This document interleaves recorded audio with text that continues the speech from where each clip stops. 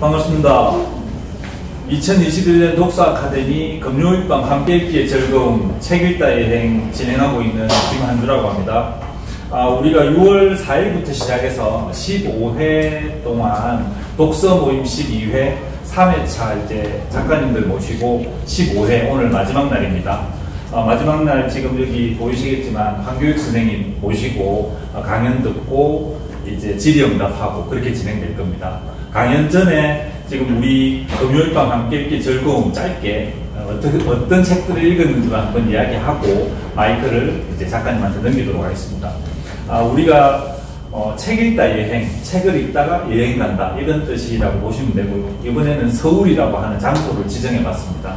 그래서 첫 번째로 공부란 무엇인가, 그 다음 두 번째로 김영하 작가의 여행의 이유, 그 다음에 레오 리오니의 프레드리카 물고기는 물고기야 동화도 한번 읽어봤고요. 그 다음에 안녕 주정뱅이, 그 다음에 서울은 깊다, 오주석의 한국의 미특강, 그 다음에 56개 공간으로 읽는 조선사, 조선의 뒷골목 풍경, 그리고 창덕궁 왕의 마음을 훔치다, 그리고 세계 최고의 여행기 열하일기 1, 2편, 그리고 구본준의 마음을 품은 집, 서울문학기행, 그 다음에 정석 교수의 도시의 발견, 그리고 마지막으로 서울을 먹다 황교익 선생님의 허기진 도시에 같은 식탐이라는 부제를 가진 이 책까지 해서 15번째 책입니다. 그래서 서울의 건축, 서울의 역사, 그 다음에 함께 읽기를 하려면 어떻게 해야 되는지 여러 가지 다양한 방법으로 시작했고요. 그 다음에 마지막 이제 피날레로 서울에서 먹는다는 것 혹은 서울의 음식이 뭔지에 대해서는 이제 황교익 선생님께서 알려주실 겁니다. 그러면 이제 황교익 선생님의 강연 한 40여 분 정도 하고 그 뒤에 독서 모임과 질의응답 시간 하도록 하겠습니다. 박수로 큰 환영 부탁드립니다. 반갑습니다. 황교익입니다. 서울을 먹다라는 책이 나온 지 한 10년 됐어요. 허기진 도시의 같은 식감이라고 해서 제가 쓴 부분만 다시 뽑아서 만들어진 책으로 팔리고 있는데, 원래는 정은숙 선생과 같이 작업했죠. 그 책은 참 구성이 참 재밌게 만들어진 거예요. 의도는 두 가지 의도가 있었어요. 제가 보는 서울의 음식에 대해서 보는 시각과 정은숙 선생이 보는 시각이 지점이 다를 것이다라는 것은 저는 정은숙 선생이 이때까지 글을 써왔던 방식을 잘 알기 때문에요. 막걸리와 관련되는 책이라든지 이런 것을 정은숙 선생이 많이 썼어요. 주로 국내보다는 일본에서 유명한 작가예요. 한국 음식을 일본에 소개하는 그런 책을 갖다 많이 쓰신 작가인데, 평소에 같이 막걸리 한잔하고 이러면서 나와 취재의 영역은 같은데 바라보는 관점이 다르다라는 것, 여기에 사실 관심을 갔어요. 저는 사람들과 인터뷰하면서 그 인터뷰 내용은 그렇게 크게 신경 쓰지 않습니다. 그 말 안에 담겨있는 의미를 파악하려고 하는 그런 버릇이 있어요. 그래서 따옴표를 거의 쓰지 않습니다. 그런데 정은숙 선생은 취재자로서의 태도를 아주 열심히 잘 지키고 계십니다. 따옴표를 재밌게 쓰시는 거예요. 같이 하면 되겠다. 그리고 이 책을 일본에 내고 싶었어요. 그래서 일본 에이전트도 사실 붙어 있었던 작업인데 일본에는 못 냈어요. 이 책을. 이유가 형한 나라를 부르겠어. 우리가 일본 싫어하잖아요. 그거하고 똑같이 일본도 한국을 싫어요. 이게 아베 정권 이후에 계속 관계가 안 좋아요. 아베 정권 이전에는 괜찮았어요. 우리 이명박 정부 이전에는 일본과 한국이 이렇게까지 감정적으로 아주 나쁜 상황을 안 만들고 있었어요. 그래서 제가 일본에서 이런 책을 내봤자 팔리지 않을 것이다 라고 판단을 하고 일본 출간은 못했습니다. 그러니까 정은숙과 황교익 둘이서 같은 취재를 하고 각각 글을 쓰고 그걸 하나 서로 배치되게 그걸 올려놓은 아주 재미난 책이에요. 근데 잘 안 팔렸어요. 서울시청 공무원조차 이 책을 잘 안 봤어요. 제가 서울시장님한테 내가 이 책을 꼭 사서 좀 많이 돌리라고 이야기를 했는데도 그러지를 않으셨어요. 그 음식책은 잘 안 팔려요. 이 책만이 아닙니다. 제가 이때까지 낸 책들 상당히 많이 있어요. 제가 냈던 책들 한번 보여드릴까요? 뭐 강의하려고 준비해왔었는데 어마어마한 책을 냈어요. 잘 팔렸느냐? 안 팔렸어. 왜 안 팔리는 것 같아요?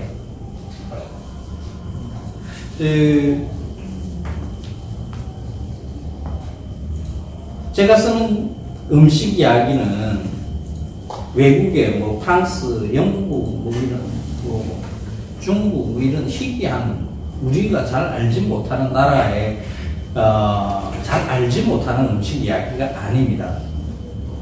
저는 우리 대한민국 국민이 일상에서는 늘 먹는 음식을 가지고 이야기를 해요.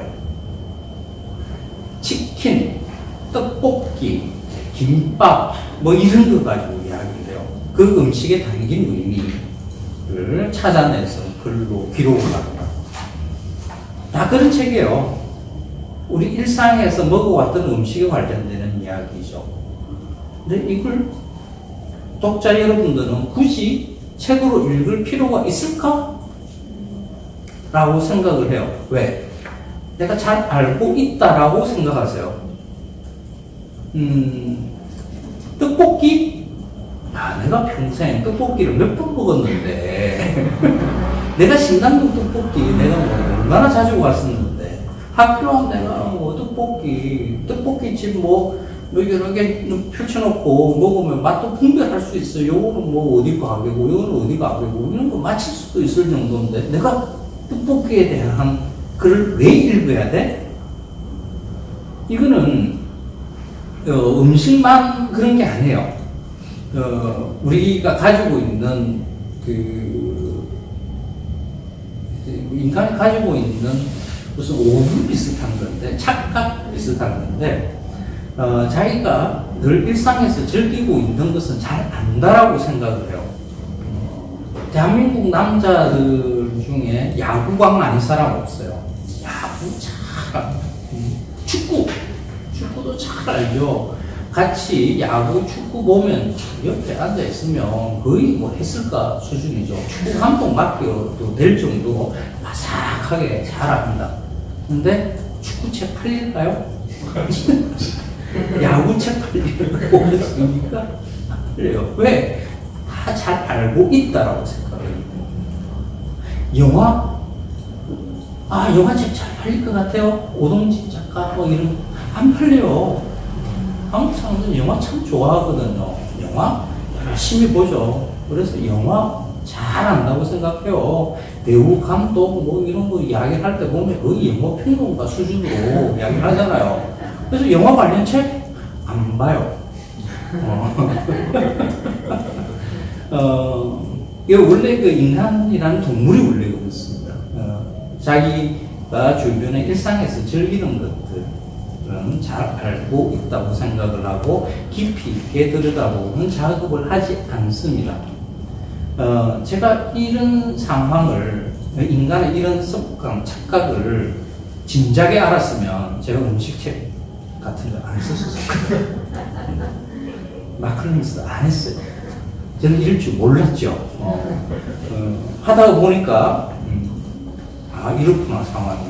그런데 되돌릴 수가 없어요.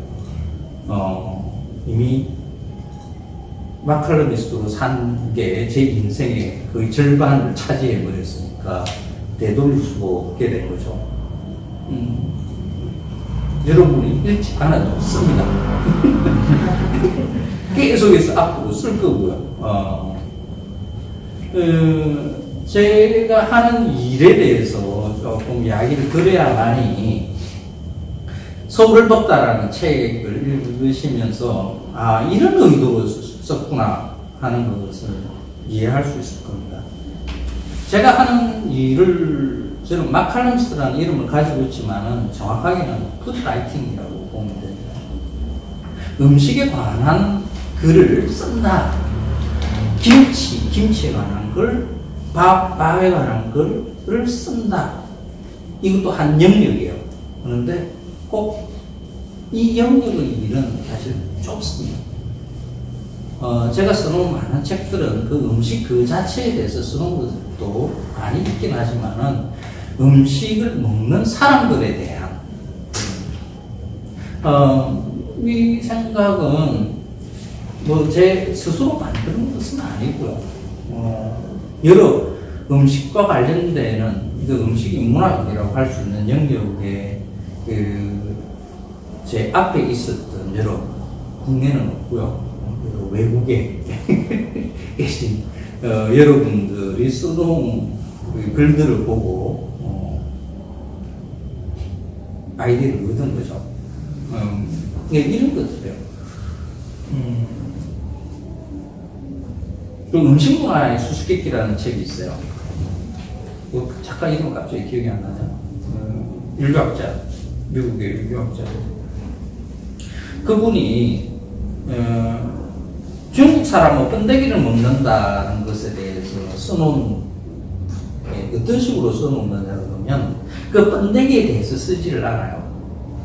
중국 사람들은 어떻게 해서 그 번데기를 먹게 되었는가에 대해서 써요.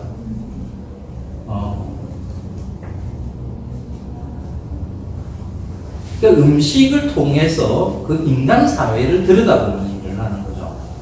제가 하고 있는 일의 대부분이 사실 이 일이거든요. 근데 사람들은 제가 그냥 식당 소개하는 사람으로 식당 소개하는 사람. 제가 얼마 전에 경기관공사 사장 자리이기 때문에 뭐 정치적으로 많은 그 이야기들이 됐었어요. 그때 제가 제일 듣기 싫은 말이 뭐냐 그러면 맛집 소개하는 사람이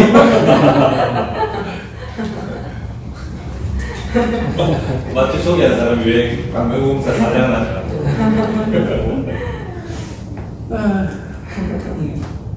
하여간 그렇습니다. 그런 많은 그 음식을 먹는 인간에 관한 글쓰기라는 게 이 생각이 어떻게 해서 만들어졌느냐 그러면 제가 고3 때였어요.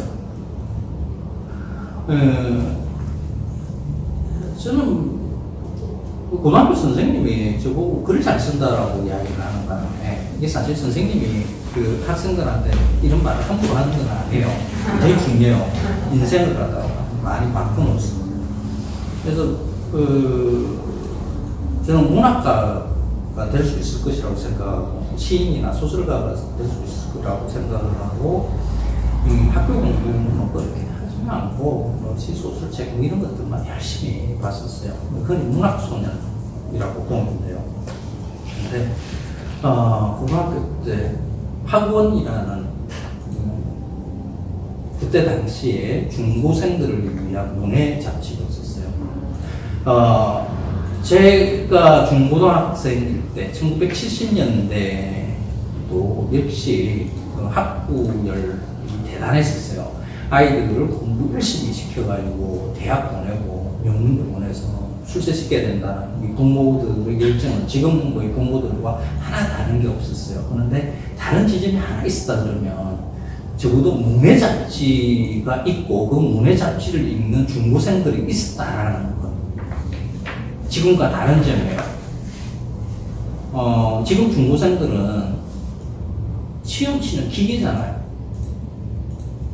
다른 어떤 여유도 문학작품을 읽고 자기가 문학작품을 써서 문예 잡지에다가 투고를 하고 하는 하여간 그런 학원이라는 잡지가 있었어요. 지금 폐가 돼서 없어요. 80년대에 폐가 됐어요.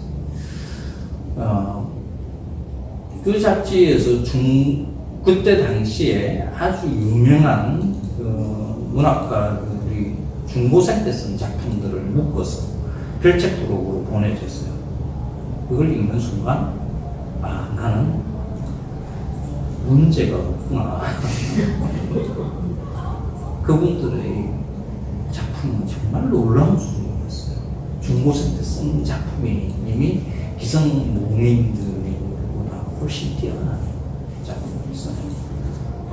저는 절대 그럴 수 없다. 그래서 식인되는 꿈을 적었어요. 그런 난 다음에 우연히 뉴저널리즘에 대한 책을 읽었어요. 뉴저널리즘이라는 게 미국에서 1960년대에 유행하던 저널리즘의 사조라고 보면 돼요. 어떤 거냐 그러면 객관성의 신화에서 벗어나라. 우리는 언론에서 보도하는 것이 객관적인 사실을 근거로 해서 보도하는 것이다 라고 여러분들 다 그렇게 생각하시죠? 그렇지 않다라고 반기를 드는 사람들이 나타나요. 어떻게 객관적일 수가 있어? 그게 기자가 상황을 내가 한번 설정을 해볼게요. 경찰서에 경찰청을 출입하는 기자가 있다고 봅시다. 사건이 밤새 어떤 사건이 일어났는가 가서 밤에 이렇게 보초 쓰고 있겠죠. 무슨 사건이 일어났어요. 그러겠죠. 밤새 사건이 한두 건 일어나겠어요. 온갖 사건들이 일어나겠죠. 이 중에 어떤 사건을 보도해야 될 것인지 취사 선택을 해야 되겠죠. 네. 어떤 기준으로? 그 기자의 기준으로. 그 기자가 보기에 이거는 보도해야 되겠다. 보도해서 해야 되겠다. 이거는 아니야. 이거는 뭐 중요하지 않아. 이런 거 판단의 근거가 객관적일 수 있을까요? 여러분들은 그런 사건들을 보고 나는 객관적으로 그 보도 가치가 있다라고 판단을 할 수 있다는 능력을 가지고 있다고 생각하세요? 그렇지 않습니다. 여러분이 가지고 있는 평생의 삶의 여러 가치들에 의해서 판단을 하게 돼 있어요. 내가 가지고 있는 경제적인 위치, 내 학력, 출신지, 종교적인, 정치적인 신념, 이런 것에 따라서 그 사건들을 어떤 식으로 보도할 건지 말 건지 하는 것에 대해서 판단을 하게 돼 있어요. 그러고 난 다음에 기사로 쓸 때, 나름대로 기자들이 단편적인 스트레이트를 하더라도, 자기 가치 판단이 그 안에 들어가게 돼 있어요. 객관성의 신화는 강조되면 안 된다. 그래서 뉴저널리스트들이 뭔 이야기를 하냐 그러면 객관성의 신화에 숨지 말고 너희 주관성을 드러내고 그냥 쓰라. 그게 지금 우리가 알고 있는 르포라는 영역을 만들어낸 거라고 보면 돼요. 그걸 제가 우연히 책을 읽다가 연세대 교수님이 쓰시는데 커뮤니케이션이라는 책에서 그걸 봤어요. 뉴저널리즘. 와, 이거는 새로운 영역이에요. 저한테는 처음 보는 거죠. 지금 우리는 르포를 많이 접하고 있지만은 1970년대에는 이런 장르가 없었어요. 이 대한민국에. 그러면 언론사에서 주관적인 글쓰기가 가능하겠구나 라는 생각으로 제가 충대 신방과를 갔습니다. 신방과 가가지고 오리엔테이션 하는 시간에서 첫 시간 신입생 교수님들이 이런 식으로 오리엔테이션 하셨어요. 교수님들이 가까이 앉아있으면 자기가 관심 있는 분야의 교수님들한테 찾아가서 이런 식으로 대화하는 식으로 오리엔테이션. 그래서 미국에서 공부를 하는 교수님 저한테 갔어요. 커뮤니케이션 전공하고. 그죠? 지금 있습니다. 미국의 뉴저널리즘이라는 게 유행을 한다는데 한국도 그런 게 또 시도가 될까요? 제가 8일 났거든요. 81년 교수님 그 표정이 이랬어요. 너 그거 어디서 들었냐 하는 그런 표정이었잖아요. 아직 신입생이 유전을지도 알고 신통한 놈이네. 그러더니 질문 마지막에 있잖아. 딱 끝나자마자 첫 마디가 있어. 꿈깨. 한국 언론사들 가능하잖아. 권위주의가 한국 언론사에 얼마나 강한데, 네가 그 사실에 주관적으로 글을 써봐라 이런 게 가능할 불가능해. 사실 1981년 언론 상황이 전두환이가 집권하고 난 다음에 보도 지침 사건이라는 걸 전국에서 각 언론사에다가 신문에다가 빨간 줄 치고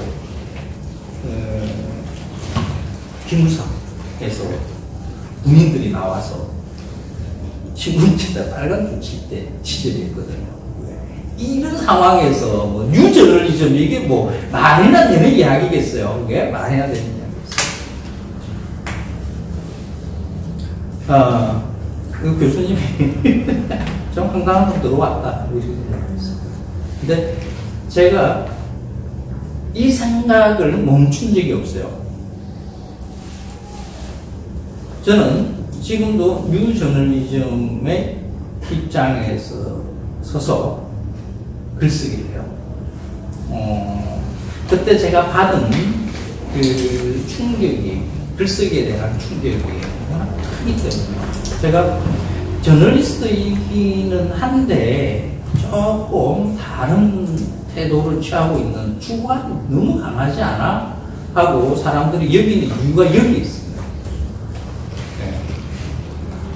나는 필자가 아니다라고 저는. 이게 무슨 소리냐 그러면 글을 쓰게 되면 제가 외부에 제가 기자도 했지만 거기 이제 외부에다가 기고를 하면서 좀 살아가잖아요. 기자일 때도 외부 매체 기고를 참 많이 했었어요. 문장에 이런 식으로 나는 이렇게 생각한다라고 써놨어요. 문장 전체가 능동적인 모양을 가지고 쓰죠. 그래서 문장에 나는이라고 들어갑니다. 나는. 근데 그걸 언론사들은 이걸 받아들이지 못해요. 어떻게 고치느냐? 필자는, 저자는, 본인은 3인칭으로 만들어버리죠. 이건 1인칭도 아니고 나를 그래서 필자라고 3인칭화하는 거죠. 그러면 그리 객관적인 것처럼 보이는 거죠. 황교익이 내가 아니라, 나가 아니라, 마칼라미스트라는 필자의 생각인 것으로, 이거 책임 회피하는 거죠. 그 글에, 이거는 내 의지가, 내 생각이 아니라, 누군가의 다른 사람 생각인 것처럼, 이게 객관성의 신화에 갇혀 있는 사람들의 책임 회피성 글쓰기 방법이에요. 필자. 아니, 나는이라고 쓰는 거예요. 이 고집을 언론사들이 감당을 못해요. 마칼미스라는 사람이 쓰는 글 안에서 왜 필자라고 이거 가지고 싸워요, 제가. 지금 많이 좋아졌어요. 주관동화에서는 한 2년 연재하다가 이 문제 때문에 제가 연재를 끊어버렸어요. 나는이라는 쓰는 걸 허용하다가 새로운 편집장이 왔는데 안 된다라는 거예요. 안 된다는 거예요. 진짜 안 된다. 필자 아니다 나는. 하다. 나는 객관성의 신화에 갇히기 싫다. 나는 내 글에 대해서 내가 책임진다. 나는 목숨 건다. 내 주관을 함부로 당신이 객관성의 신화 안에 밀어넣지 마라. 못한다. 편집장도 못한다. 그럼 인지하지 맙시다. 이게 아주 고집스럽게 저는 뉴저널리즘 사고를 밀고 나가요. 그래서 필자가 아니다. 여러분은 여러분이 생각하는 거예요? 아니면 여러분이 생각되는 거예요? 여러분의 글쓰기가 아주 적극적으로, 능동적으로 그렇게 글을 쓰고 있다라고 생각하세요? 한번 이 시각으로만 가지고 주변에 글과 말로 던져지는 것들을 잘 한번 보세요. 그러면 참 이 세상을 비겁하게 사시는 분들이 참 많구나 하는 것을 느끼게 됩니다. 특히 정치인들이 많아요. 이렇게 사과를 하는 건지 뭘 하자는 건지 뭔 애매모호한 말들, 네 생각이 대체 무슨 생각인데 하는 것을 감지하지 못하게 우물쩍 넘어가는 이런 사람들이 수두룩해요. 비겁한 거예요. 이런 비겁함으로 사람들을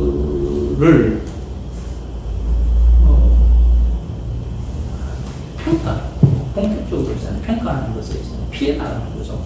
이렇게 살면 안 돼요. 나는 그렇게 살아도 되겠죠. 내가 좀 심하게 말했어요. 근데 제가 사는 방식은 그렇게 살지 않습니다. 그냥 있는 대로 이야기를 합니다. 음식에 관련된 글쓰기를 하겠다고 생각한 게 1992년이에요. 1992년에 뭔 일이 있습니다. 일본을 갔어요. 사람들이 내가 일본에 대해서 자꾸 이야기를 하니까 그래요. 그 사람 일본에서 태어났대. 이런 말까지 만들어야 됐어요. 나는 1992년에 일본을 처음 가봤어요. 해외여행을 처음 해봤어요. 1980년대는 저희들은 해외여행을 못하게 한 시대에 살았어요. 여러분들은 요즘 뭐 자유여행도 배낭여행도 하고 그러잖아요. 우리 청년기에는 꿈도 못 꿨던 일이에요. 해외여행이 금지되어 있었어요. 그러다가 해외여행 자유화라는 게 1987년인가? 18년인가 그래요. 전두환이 시절. 아니구나. 노태우 시절인가? 그때. 그러고 난 다음에 제가 직장 생활을 하면서 직장에서 농민신문에서 연수 경부해서 보내줬어요. 1992년에 해외여행, 처음으로 해외여행을 한 거죠. 일본에 갔어요. 와, 모든 게 신비로워요. 왜? 해외는 처음 나와봤잖아요.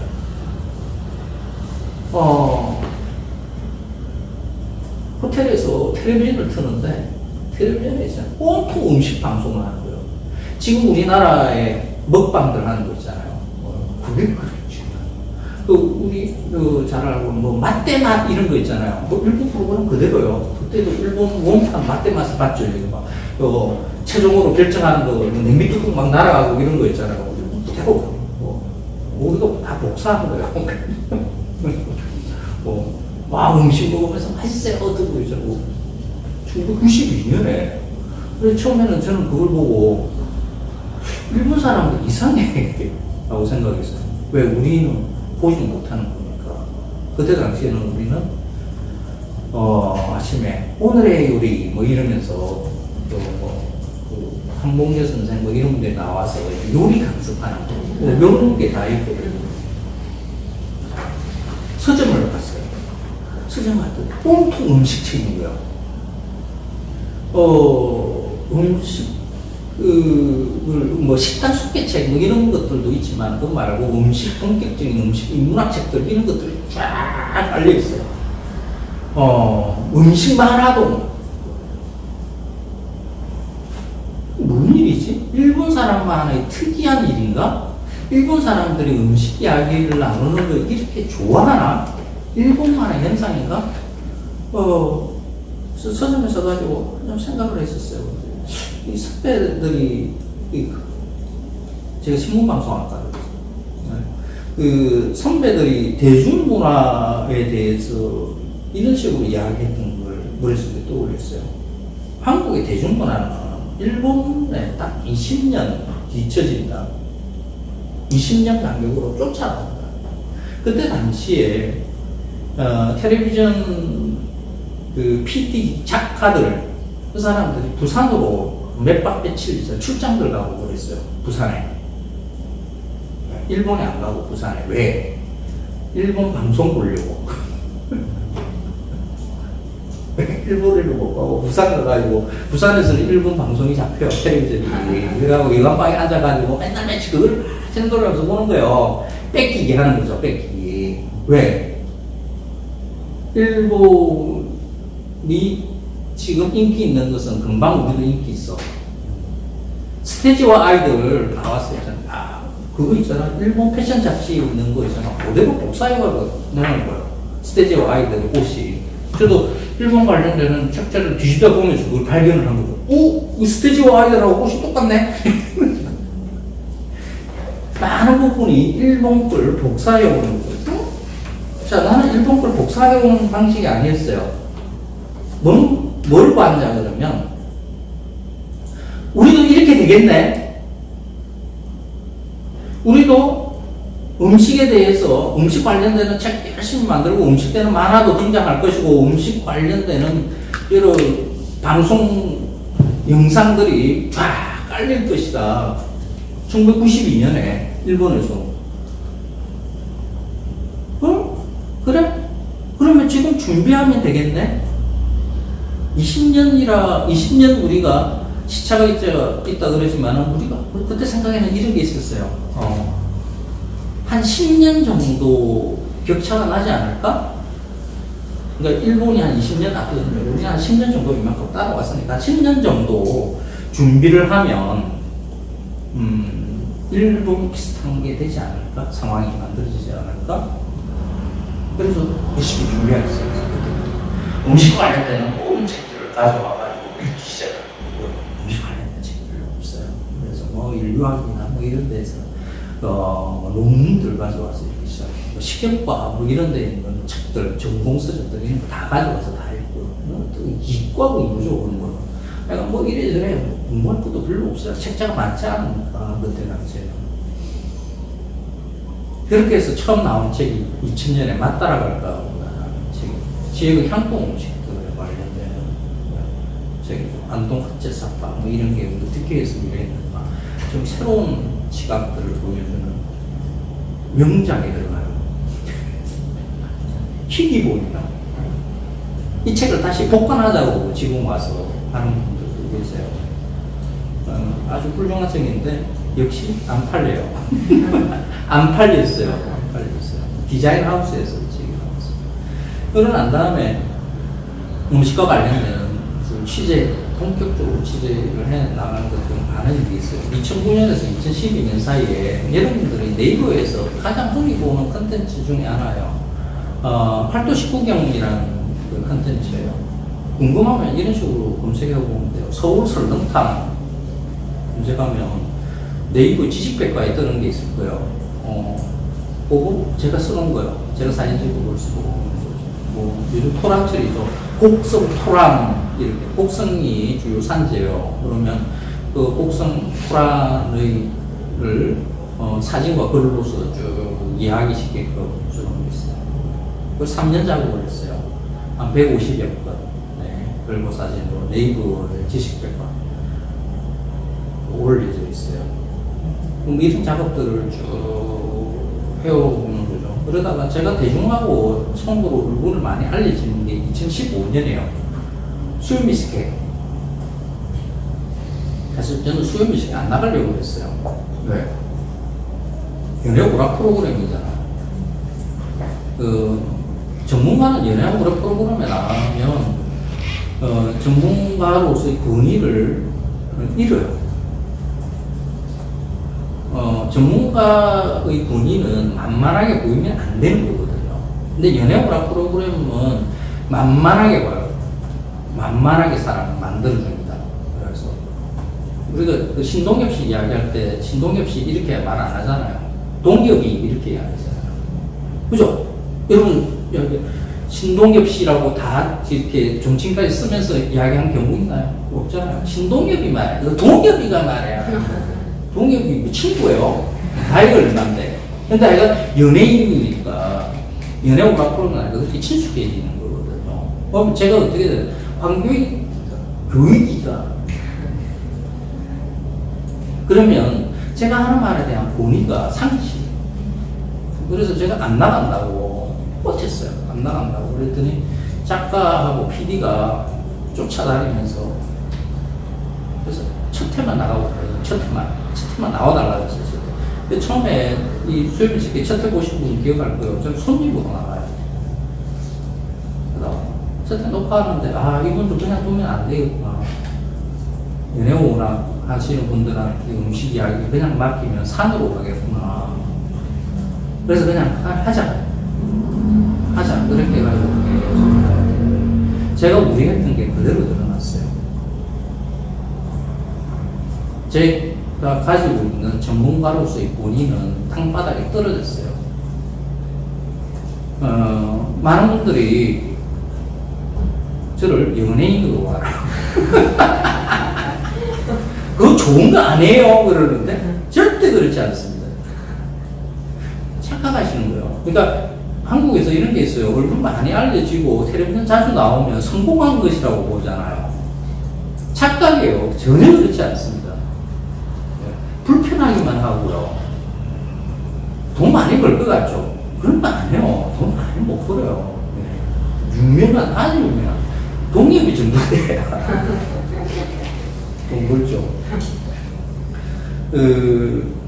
뭐 광고 찍고 하는 게 이런 게 돈벌이가 되긴 하지만 그렇게 큰 돈벌이 안 돼요. 2017년에 이제 알선신잡 나오면서 이제 더 많이 뭐라 그래야 되냐 이거는 그냥 연예인이죠. 사실 지금 여러분들도 있잖아요. 지금 보고 계신 분들은 연예인으로 보고 계시는 분들도 많아요. 이걸 나는 어찌 모르겠어요. 어찌 해야 될지 모르겠어요. 제가 그 경기관광공사 사장에 대해서 내정하고 난 다음에 이렇게 많은 논란이 있는 이유 중에 하나로 그게 있는 거죠. 제가 이때까지 했던 많은 일들을 여러분들은 몰라요. 대한민국의 지리적 표시제의 최고의 권위자인데 여러분들은 모르잖아요. 지리적 표시제가 뭔지도 모르죠.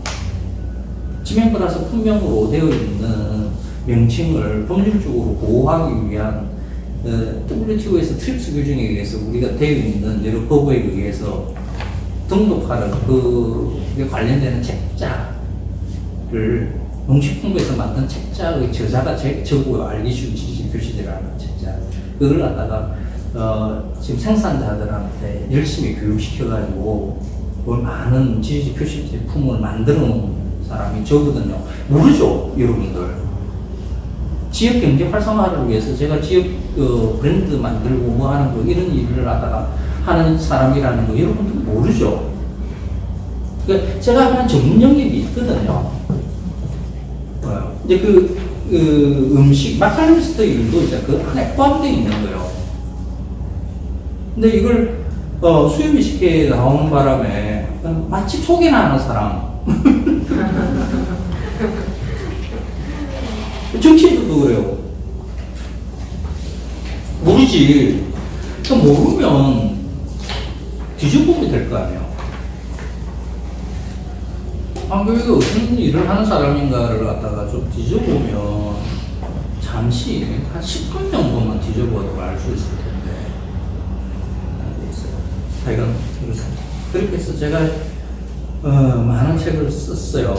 그 중에 하나가 여러분들이 지금 읽으신 그 소를 먹다 라는 앞에 잡시 이야기했습니다. 그걸 다시 제 부분만 빼서 2017년에 허기진 도시의 파튼 식탐이라는 으로 읽었습니다. 이 파튼이라는 말을 이 따비 출판사 박성경 대표는 쓰고 싶지 않아 했었어요. 이 대부분의 책의 제목은 제가 정합니다. 출판사는 믿지 않습니다, 저는. 흑기진 도시의 밭은 식탐. 전부 다 있어요. 밭, 농밭 할 때 밭으로. 밭은이라는 말은, 흔히 많이 쓰는 게 밭은 기침, 이렇게 할 때 쓰는 말이죠. 힘겨운 식탐. 이렇게 읽으시거든요. 이 책을 쓰는 그 과정이 그때다라는 그 책에 들어가 있어요. 앞부분에 속을 먹다라는 것을 시작하니까 서울시에서 자랑스러운 서울 음식점 선정 사업을 한다라는 것에 그 서울 음식이 뭐지 하는 의문을 가지고 그 의문을 푸는 데까지가 10년이 걸렸어요. 그 책에 그 내용이 적혀 있습니다. 여러분들은 서울 음식 그러면 머릿속에 딱 떠올리는 것들이 있어요. 그거 말고 개념화해요. 이런 것을 서울 음식이다라고 카테고리를 만들려고 그러면 서울 음식은 무엇이다 라는 것을 개념이 있어야 돼요. 개념 정립부터 해야 되는 거거든요. 그 책에 써 있어요. 음식이란 무엇인가? 음식을 왜 문화라고 하는가? 내가 즐겨 먹는 음식을 왜 문화라고 하는가? 내 삶의 정체성이 담겨 있으니까. 서울 음식이라는 것은 서울 사람들이 어떤 음식을 먹으면서 나는 서울 사람이지 하고 자기의 정체성을 확인할 수 있게 만들어주는 음식. 그게 서울 음식. 많은 사람들이 서울 음식 이러면 요 광화문 한복판에 있는 경복궁 때문에 조선 관가 음식. 서울은 양반들이 많이 살았잖아. 양반가 음식. 이런 걸 자꾸 서울 음식이라고 이야기해요. 서울은 한성이 아니에요. 조선의 한성과 대한민국의 서울은 달라요.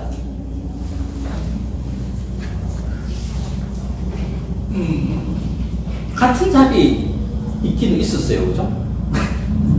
서울의 한성과 그 자리에 대한민국 서울이 있으니까, 우리 덮여져 있으니까. 그래서 자꾸, 우리는 서울 이러면 조선시대의 한성부터 머릿속에 막, 머릿속에 떠올려요. 여기에서부터 우리가 많은, 사고, 인문학적 상상력을 제거당하는 거예요. 아니요? 조선시대 한성은 어땠을까요? 한 20만 살았어요. 사대문 안에. 겨우 20만 명. 그 중에 서울 왕가의 음식이 서울 음식이 거의 대표가 될 수 있는가? 서울 궁중에는 몇 명 살았을까요? 궁만에. 왕족이 몇 명이나 되었을까요? 얼마 못 살아요. 왕과 왕비와 대왕 아마 요런 부모와 그 밑에 결혼 안 한 아들, 딸. 결혼하면 어떻게 돼요? 나가야 돼요. 세자가 아니면 나가야 돼요. 왜? 권력을 집중해야 되거든요. 왜?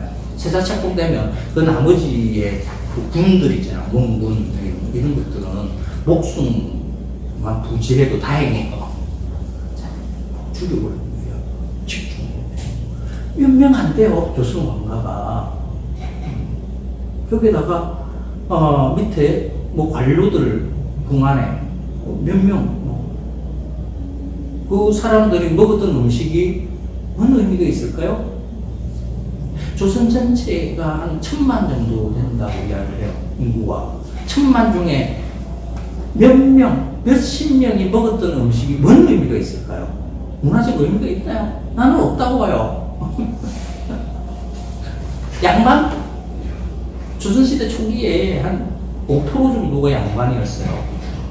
조선 말기 들어오면서 신분제도가 막 혼탁해지면서 한 70%가 양반이래. 해방되고 한국전쟁 끝나고 난 다음에 대한민국에 양반 아닌 사람들이 없어요. 여러분도 양반의 자식이 아닐 가능성이 높아요. 쌍놈 선언 한번 해볼까요? 나는 쌍놈이다. 용감하십니다. 우리 할아버지가 족보를 샀을 가능성이 높다. 정확히 그렇습니다. 왕족과 양반의 자식들이 아닌 경우들이 더 많아요. 여러분들의 한 80%, 90% 정도는 그냥 평민의 자식이에요. 이 조선시대에 그 평민들의 삶을 자랑스러워해야 돼요. 그런데 여러분들 조선시대의 평민들의 음식을 알고 있나요? 하나도 몰라요. 기록이 없어요, 기록이. 조선시대에는 왕가의 음식과 양반가의 음식만 기록에 남아있어요. 왜? 조선의 민중들은 문자를 몰랐어요. 기록을 남기지 못했어요. 그림도 그리지를 못했어요.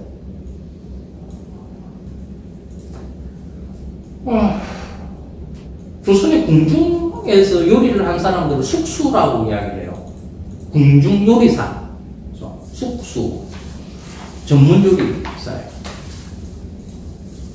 그분들의 기록은 없을까? 없어요. 왜? 노비였거든요. 궁중노비. 아버지가 숙수면 아들도 숙수입니다. 대물리는 노비라고 보면 돼요. 이분들은 문자를 몰랐어요. 그래서 조선의 왕가가 일상에서 먹었던 음식에 대한 기록이 없어요. 재래 음식에 대한 기록만 있어요. 의궤 이런 거 있죠. 그것도 조리법이 자세하지 않아요. 뭔 재료를 준비한 거, 재료 쌀 몇 가마, 밤 몇 가마 이런 식으로 써 있어요. 그거 가지고 추정하는 거죠. 어떤 식으로 요리를 했을 것인가. 이 신분사회에서 귀족과 지배계급 왕가의 음식에 대해서 우리가 배워야 돼요. 프랑스 음식도 유명한데 그 프랑스 왕가 그 음식이잖아요. 귀족 음식. 그게 내려와서 프랑스와 우리 대한민국의 상황이 어떻게 다른가 그러면요. 프랑스는 프랑스 혁명 이후에 그 부르주아들이 득세를 하고 난 다음에 레스토랑이 열려요. 왕가와 귀족들의 만찬을 늘 음식을 했던 그 요리사들이 나와서 이제 가게를 차리는 거죠. 그분들이 다 자기의 레시피를 기록을 해요. 그분들은 문자를 해요. 그리고 배를 불려요. 그리고 프랑스의 민중들은 그 음식에 대해서 어떤 식으로 그 요리를 하는 사람들한테 박수를 보내고 찬사를 보내요. 대한민국은 그 음식을 먹었던 왕들에 대해서 경의를 봐요. 우리 영조가 드셨던 음식, 우리 고종이 드셨던 냉면이 어쩌고저쩌고 그 음식을 만든 숙수에 대해서 우리는 모르죠. 우리의 역사가 왕조 중심의 역사로 가르치고 민중사를 가르치지 않는 이 한국사, 역사 교육이 있어요. 이게 심각한 문제가 있는 거예요. 민중문자라기 때문에 이런 거 안 해요. 음식과 관련되는 외국의 여러 문헌들을 뒤져보면 그 민중들이 어떤 음식을 먹었는가에 대해서 상식의 기록들을 갖다가 다 나왔어요. 근데 우리는 그게 별로 없어요. 서울을 먹다라는 책은 이런 제 생각들이 담겨 있는 거. 서울을 먹다에 나오는 음식들은 서울의 주인이 누구인가부터 서술을 해놨어요. 누구? 서울은 조선에는 20만이었다가 점점점 사대문을 풀고 일제에 의해서 좀 넓어져요. 그래서 해방될 쯤에 한 100만까지 가요. 그러고 난 다음에 한국 전쟁 터지고 1960년대, 70년대, 80년대 이 30년 동안 서울은 급팽창을 해요. 거의 뭐 10년 단위에 인구가 2배씩 늘어나요. 80년대 1000만. 사람들이 배박하게 어디서 왔나? 경상도, 전라도, 충청도, 강원도 전국 각지에 있는 사람들이 다 서울로 와요. 서울로. 서울과 수도권 다 합해가지고 지금 한 2천만이 살고 있어요. 다 수도권에 사는 사람들 다 서울 사람이라고 생각을 해요. 서울을 한마디로 표현을 하면 이주민의 도시. 조선 500년과는 관리가 없어요. 이 이주민 서울 사람들이 어떤 음식을 먹고 살고 있는가? 어떤 음식을, 그러니까 음식은 사람이 움직이면 같이 움직여요. 그래서 서울의 음식들은 그 지역에서 살고 있는 사람들이 서울에 올라오면서 음식들을 가져왔겠죠. 그래서 서울 음식은 대한민국 음식들의 무방도라고 볼 수도 있어요. 그 중에 지점에서 골목길 좁게 해서 타운들이 형성되어 있는 것들이 있어요. 뭐 신당 떡볶이, 마포 돼지갈비, 뭐 이런 것도, 신길동에 있는 홍어집들, 영등포집길에 있는 감자탕집 이런 걸 중심으로 한번 서울의 삶을 기록해두자. 쓴 책이 서울을 먹다이고, 그 중에 일부를 혁이신 도시의 같은 식당으로 다시 빼는 거예요. 이 음식에 대해 글을 쓰는 것을, 아이고, 시간 많이 지났네. 빨리 끝낼게요. 무라카미 하루키가 이 식으로 표현한 적이 있어요. 문화적 눈치우기. 이 책 하루키 소설에 보면 이런 게 있어요. 주인공이 저와 비슷한 직업을 가지고 있어요. 식당을 막 돌아다니면서 뭐가 맛있나 이래가지고 이렇게 노트로 만들고 취재하는 일을 해요. 음식과 관련되는 기록을 하는 사람.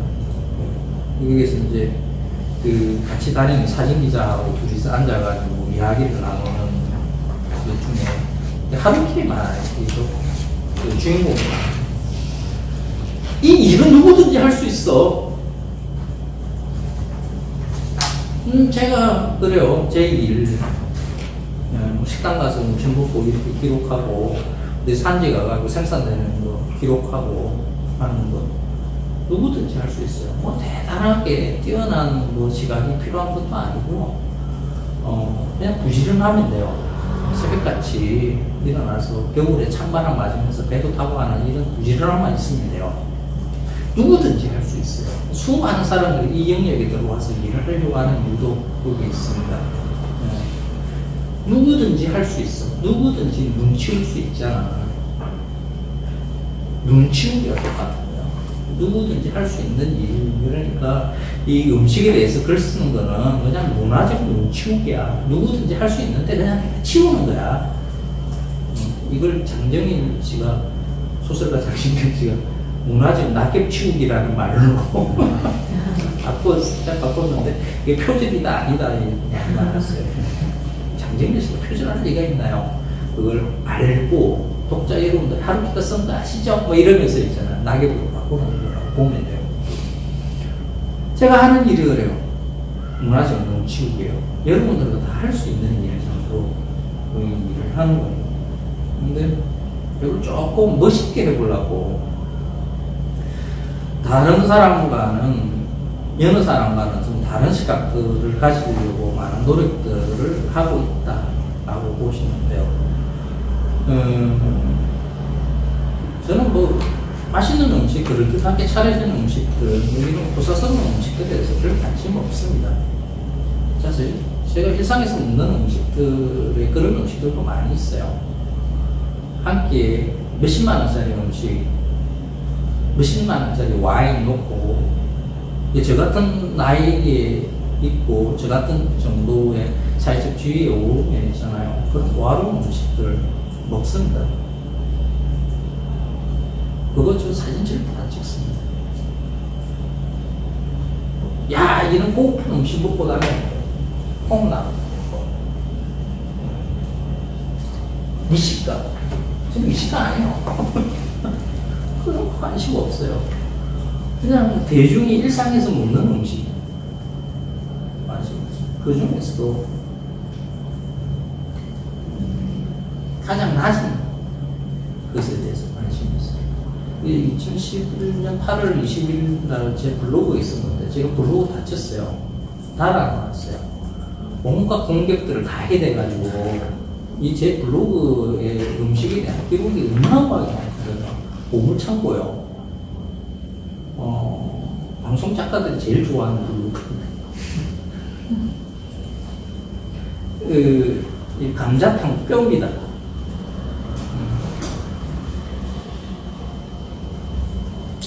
감자탕에 돼지고기와 감자 국물만 있으면 뭔 재미가 있겠는가? 쪽쪽 빨려 버려지는 돼지뼈가 있어야 감자탕 맛이 사는 것이다. 다들 진국이고 알맹이기를 할 때 버려지는 뼈다귀로 살아도 괜찮은 것이다. 그게 세상에 지는 것이 아니다. 대한민국의 많은 사람들이, 대부분의 사람들이 사실 감자탕의 돼지뼈 같은 삶이에요. 역사에 기록 한 줄 남기지 않고요. 겨우겨우 버티면서 살아가는 거거든요. 그렇게 살아가는 분들에 대해서 존경과 경의를 표하는 그 일을 어떻게 할 수 있을까? 라는 게, 그 나름대로 제가 가지고 있는 능력이라는 게 글로 남겨놓는 거죠. 그래서 서울을 걷다라는 책은 서울에 돈 벌러 온 분들이죠. 돈 벌러 이주한, 그 바로 전에는 농민이었던 우리 이웃들에 대한 기록이라고 생각하시고 읽어주시면 고맙겠습니다. 제 이야기 여기서 마치겠습니다. 고맙습니다.